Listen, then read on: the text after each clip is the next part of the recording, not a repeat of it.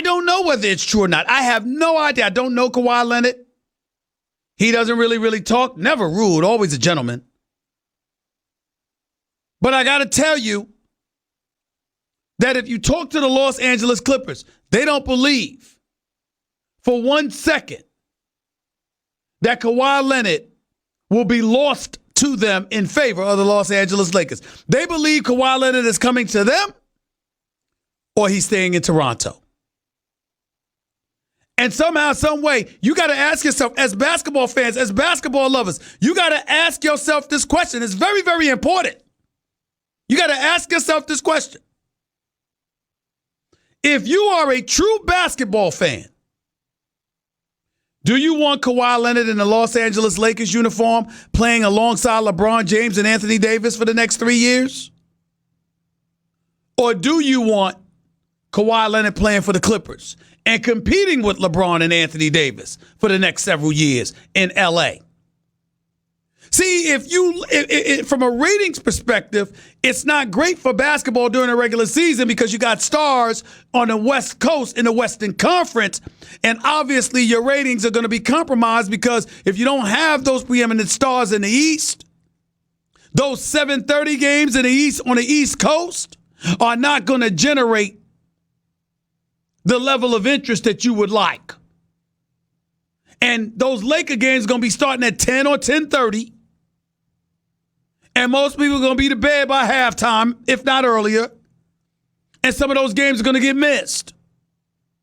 That's why it's such a big deal to some degree that Kyrie chose Brooklyn. And Kevin Durant chose Brooklyn. But for me, it's not even about that. For me, it's about Kawhi Leonard is a superstar. He's one of the top 5 players in basketball. And to have 3 of the top 5 players on one team, to me, it's unfair. The Stephen A. Smith Show on ESPN Radio is presented by Progressive Insurance. Guests on the Stephen A. Smith Show appear via the Shell Pennzoil Performance Line. Welcome back to the Stephen A. Smith Show. We're coming to you live from above the Heineken River Deck at Pier 17. And by the way, if you missed any of my opening segment, go check it out on demand in the Stephen A. Smith Podcast, brought to you by Eno, the Capital One assistant that catches things that might look wrong with your credit card, sends an alert to your phone, and helps you fix them. Hey, what's in your wallet? See CapitalOne.com for details. Hour number 2 up next. Got to get to the callers to talk about this Kawhi deal along with Paul George to the Los Angeles Clippers. What does that mean for power in the NBA? By the way, do you love the parody? Do you love it? Or do you resent the fact that Kawhi isn't joining LeBron and KD and developing a superpower? Which one is it? What's going on? These are all the things to think about. Lots of stuff to talk about. Stick around. Don't touch that dial. It's the Stephen A. Smith Show, ESPN Radio and ESPN News. Hour number 2 up next. Don't touch that dial. Across the United States of America, plus ESPN Radio on Sirius XM Channel 80, plus ESPN Radio simulcast over the live national television airwaves of ESPN News. Number to call up as always is 888-SAY-ESPN. It's 888-729-3776. The Stephen A. Smith Show is being brought to you by a new Shell V-Power Nitro Plus Premium Gasoline. Now with 4 levels of defense against gunk, wear, corrosion, and friction. Plus, tune in for Major League Baseball's Home Run Derby as baseball's best sluggers vie for long ball supremacy. Coverage begins tonight at 8 p.m. Eastern on ESPN Radio and the ESPN app. If you recall, before I went to break for hour number 2, I told you about LeBron James and Chris Paul, amongst other things. Okay? You got to remember, Chris Paul just turned 34 in May. LeBron James is 34 now, turns 35 in December. You got a rule that used to be in place that was an over 36 rule. The NBA's new CBA changed the over 36 rule to the over 38 rule. The over 36 rule prevented teams from signing players to 4 or 5 year deals if they would turn 36 or older over the course of their contract. That was moved up to 38. So LeBron gets the $153 million. He deserves it because he deserves much more. And Chris Paul is going to be age 37 making $44 million. I mean, it's just beautiful. Stars going to get paid. But the mid-level players, and I bring up Bogdanovich because think about how many teams he had to go to before he landed his deal with the Utah Jazz. I mean, just think about that. Just think about that for 1 second there. Put it all in perspective. He signs a deal. He ends up with Utah. And as a result, think about what's going to happen. Let's go to the phones. 888-SAY-ESPN. It's 888-729-3776. My brother Champ. I knew you'd be calling. You're lucky you caught me on my day off. I came in for this one. What's going on, bro? Talk to me. I figured you would be in today. That's why I tuned in. Well, obviously, Kawhi was with the Clippers, and he big time the Los Angeles Lakers. You know, me being a Laker fan, but I've been on record, and we talked about this last year. I thought the Lakers made a big mistake not entertaining Paul George, going after him instead of older LeBron James, and they turned the Lakers into a dog and pony show in terms of going for the big name and the older player. And I think they would have landed Paul George, you get Kawhi Leonard and Kevin Durant for the Lakers right now, and they would have the new super team, the best team in basketball. Now you have what you call balance. Rest in peace to my granddad. He used to always talk about balance. I don't think it's a lock for the Clippers to make it to the NBA Finals now, and I don't think the Lakers are a lock because they both lack the great guard play. The guard play on both teams is suspect, and I think we overhyping the greatness of Kawhi Leonard. You know, he won in 2014. You know, he was the third or fourth option, and then this year the Toronto Raptors, with all the injuries with Golden State, to put him at the best player in basketball, I think it's absurd. To put him in the top five, I think it's a stretch. I don't think top five is a stretch because of his defense. I mean, you got to take defense into consideration and understand most people don't play defense like him. But I will give you that about offensively. I can think of several players who I believe are better than Kawhi Leonard. This might sound crazy today, but as the season go along, he may not even be the best player on his team with Paul George. They are similar basketball players. Obviously, Paul George was in Indiana, and Kawhi was in San Antonio, and his game was hidden. Paul George, left, and then, like I said, Toronto already had a good team. They were just missing a better player than DeMar DeRozan. But I do want to say this, more importantly, the Lakers is real dangerous, and I think it's time to start talking about the Lakers need to sell this team to get a big-time owner in there. I think Jenny Buss is over her head. I don't think the Lakers will win a championship with LeBron James. I think, like I said before, he will leave first or trade it first before they ever win. And I think the West is wide open. I don't know if it's wide open. I think a legitimate argument can be made that the Lakers and the Clippers are favorites in the Western Conference. I like Portland once Nurkic comes back. Utah picking up Mike Conley Jr., Bogdanovich, and those boys. I think that Utah is a team that's going to be reckoned with. Denver can't be ignored. I think Houston had its window and they missed it.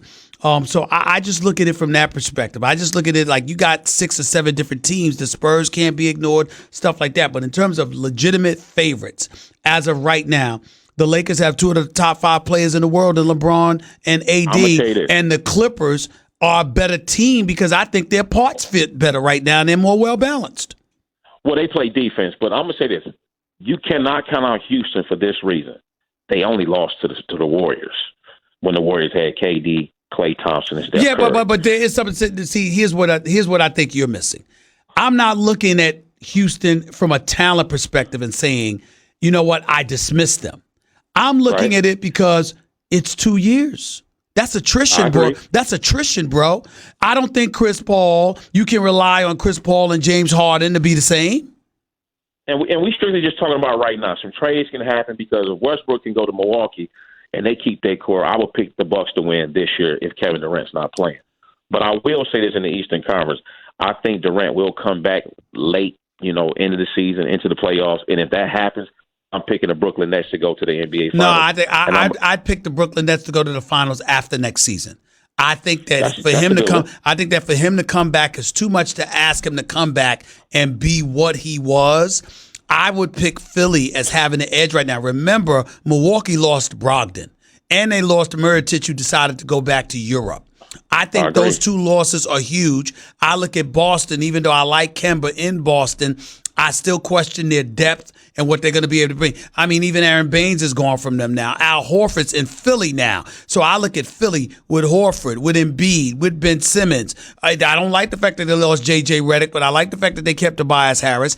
And so when I look at Philly right now, I think by default, by virtue of Kawhi leaving, Milwaukee suffering the losses that they suffered, Boston losing Horford to Philadelphia, I think Philadelphia is clearly the team in the East this year. They could Boston, Brooklyn will be there the following year once KD has a season under him. Before you let me go, I want to say this. And the reason why I'm not picking AD and LeBron to win it all, because I've always said this about LeBron and all the great players minus Michael Jordan, Kobe Bryant, and Kevin Durant. When in doubt, when the offense breaks down, who's your go-to guy in the final 4 minutes? Is it LeBron James and Anthony Davis, or do you trust that more than Kawhi Leonard and Paul George or James Harden and Chris Paul? And I think when the game gets tight down the stretch, he's missing Dwayne Wade, he's missing Kyrie Irving. Yeah, but here's where I think you're making a mistake. He didn't just get another talent in AD. He got an all-world dude where the AD can be mop up. He could be. I'm saying he could be mop up dude. Like for example, he's gonna score on putbacks. He's gonna finish at the basket. Everything doesn't need to rely on a perimeter shot or a three. This dude right here can be dominant inside and outside, and that's what I think we can't ignore about AD. And that's what I'm paying attention to. But I will say this: the Clippers are no joke. Say what? Did Penny and Shaq win? You can't compare the two. You can't compare Penny and Shaq. You can't compare Penny and Shaq to Anthony Davis. Kareem and Magic, they won, but they had Worthy. Who's the third guy? Who's the guy that? Hold on, time on. I like Kuzma, and not only do I like Kuzma, I like the fact, even though Danny Green had games where he lapsed, talking about just a spot-up shooter, I think the Lakers are another shooter away from answering that very question you just asked. But I would give the Clippers the edge at this moment because the Clippers are going to get more stops than anybody. They are going to defend. Utah Jazz in a 7-game series in the playoffs, they will lose if Mike Conley's healthy. The Lakers. Oh, please. Champ, have a nice day. Have a nice day. Have a nice day, Champ. Take it easy. It's good talking to you, Champ. It's good talking to you.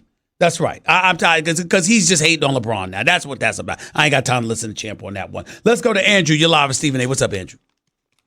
Hi, Stephen A. Smith. It's an honor speaking to you. Thank you. Go ahead. And I also want to say I'm 9 years too late, but I was listening to Dan Le Batard about 9 years ago in the afternoon jogging when you came on this show and said the big three was forming, and everyone laughed at you. So props to you, brother, for that. No problem. Go ahead, man. I certainly didn't have this one. I didn't know Paul George was coming to the Clippers. I said that the Clippers did not believe. I said that the Clippers did not believe for 1 second. I said the Lakers looked like they had an edge, but the Clippers did not believe for 1 second that the Lakers would beat them out because they've been in touch with Kawhi all along, and that's what ended up happening. But I had no clue that Paul George was a part of the equation at all.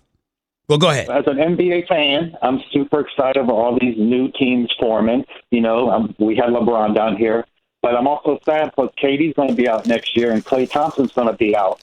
So I'm looking at the next year forward when, being a Miami fan, we're desperate to get a good team back again, and Riley is trying. But do you think Golden State's run is over once they get their three back together? I think their championship run is over. I do believe they will make the playoffs. I think it's a mistake to assume that the Golden State Warriors with Steph Curry and a healthy Klay Thompson will fall off the map. That's a huge mistake. They're two of the greatest shooters we've ever seen in this game. I would certainly not dismiss them, but I think their championship run is over. As it pertains to Miami, look, Jimmy Butler is a really good player. I like him a lot. I know he wanted to be there. I'm a fan of his, but it's not enough for them to contend, and I don't know how Riles is going to get his hand on somebody else. Maybe, just maybe, if you're Sam Presti, knowing who Russell Westbrook is, knowing that you owe him 4 years, $170 million, and you're trying to get that off your books, that's why you stockpiling these picks, because you want to offer Westbrook with picks so somebody could take and absorb that salary of his that they'd obviously have to pay. And that's, if you're Sam Presti, that's what you're looking at right now. But to me, I just look at Miami, and they're just not a part of the equation at this moment. I agree with you. Thank you for taking my call. Take it easy. Jamie, you're live with Stephen A. What's up? Hey, Stephen A., how are you? I'm all right. Go ahead, man. Stephen A., a few weeks ago, I called your radio show, and I told you that the NBA would become a tag team league. What does that mean? And like, it wouldn't be like it was in Golden State where it's 3 or 4 guys. It would be like 2 big stars on every team, and then there would be like a third complementary piece. So I've been following the free agency class closely. I've got a couple of teams that, like a couple of tag team tandems that you might like in my top 5. Go ahead. I got LeBron James and AD. Go ahead. Kawhi and Paul George. Okay, go ahead. Joel Embiid and Ben Simmons. Okay, go ahead. I have, because you have to keep them in there, CJ and just Dame. go ahead. I asked you for your list. I didn't ask for an explanation. Keep going. CJ and Dame. I've got Kyrie and KD once KD gets healthy. Okay. And then as an oddball team, I've got Luka Doncic and Porzingis. No. I'm not going for that. I haven't seen them play 1 minute yet together. And I know Porzingis is 7'3", and you can't teach 7'3", but with that kind of injury and with as slim as he is, we don't know what kind of a player he's going to be when he comes back. We got to see him healthy. No, you're not doing that. And Doncic is a rookie. No, you're not putting him in the same class as those previous 5. You're not doing that. So how about DeMar DeRozan and LaMarcus Aldridge? DeMar DeRozan and Lamar. Yeah, I mean, they can play. They're not scrubs. All right, but, I mean, who cares? You just gave me a top 5. Why would you try to give me more? Bye, man. Bye. I don't have time. Yeah, gotta be ready to answer the question. Wasn't ready. Andrew, you're live with Stephen A. What's up? Yeah, what's up, Stephen? Hey, I just want to say this. First off, shout out to Kawhi for setting this NBA thing straight again. But I've been hearing a lot of people Stop right there. What do you mean setting stuff straight again? Explain. My listeners don't understand that. Well, not joining the super team, taking the easy route and joining the Lakers. Got it. No. Easy. I'm just saying that when you call up to a radio show, you got to explain. You can't assume people know what you mean. You got to explain. Okay. You just did. Go ahead. I got you. Okay. But what I would like to say is that do not discount the Warriors. I know Clay is going to be hurt, and he may not come back towards the end of the year, but still, looking at paper, they're still the only team of 4 All-Stars on one team. Well, the only reason, time out. Don't get emotional. The only reason anybody's discounting the Warriors is because of health. Like if Klay Thompson hadn't gone down and Klay Thompson was going to be there at the start of next season ready to go, the Warriors would be in the equation. The only reason there's a question mark about them is because you're wondering about their health. That's it. Well, I understand that, but I'm still putting them as the favorites. I will put the Clippers as number 2, and I'll put the Lakers as... You'd put the Warriors as the favorites? I sure would. No, I wouldn't do that. And why not? I mean, they still have 4 All-Stars. No. They still got younger with their bench. Why wouldn't you? They've been there the last 5 years. What do you mean they got younger with their bench? Explain. I mean, they added some other people. They got Iguodala added there. I think Livingston, I don't know if he's still on the team. Livingston's still on the team. Livingston's still on the team. Iguodala's gone. They added D'Angelo Russell, who will be a starter.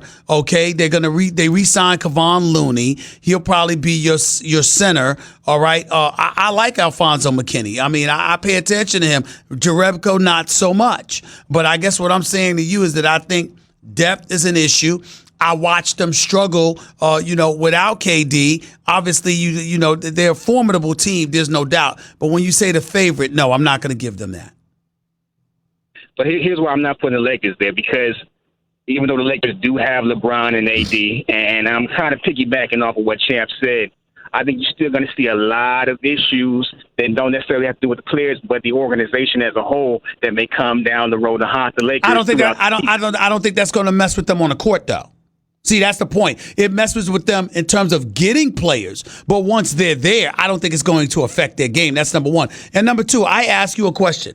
Has LeBron ever had an AD at his disposal? Of course not. Because think about it. We're talking about a guy, and you do understand in AD, we have an individual that's 6'11", that can defend 4 different positions, that can play inside and out, that can hit the 3, that can hit a 15 to 17 footer, that can play with his back to the basket, that can play facing the basket. He can finish on the open court. He can hit free throws. Plus, he rebounds and blocks shots and defends his man.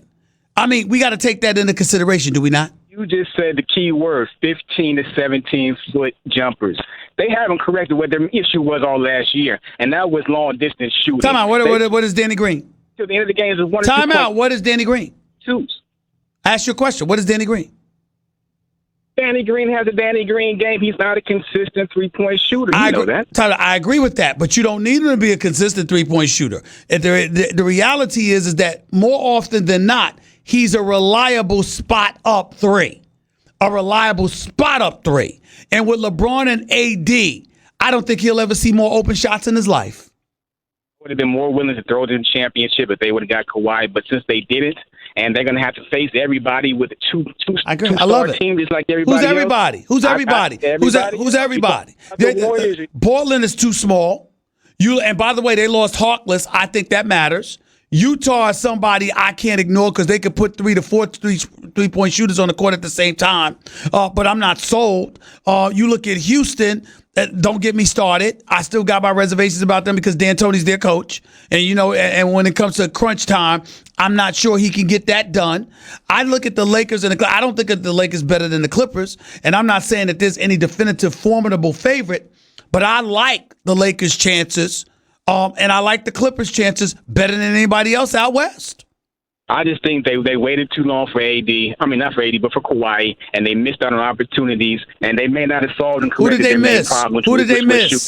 Who did they miss? There was nobody else. Who did they miss? Who was the Who best? did they miss? I'm just saying there was really nobody else. I asked you a question. And that's the point. Bye. I asked the question 3 times. Who did they miss? They missed. Who? Who did they miss? Who? That's what I want to know. Seth Curry went to Dallas for 4 years, $32 million. You got Danny Green. You got Kuzma. Who'd they miss? Redick was gone weeks ago.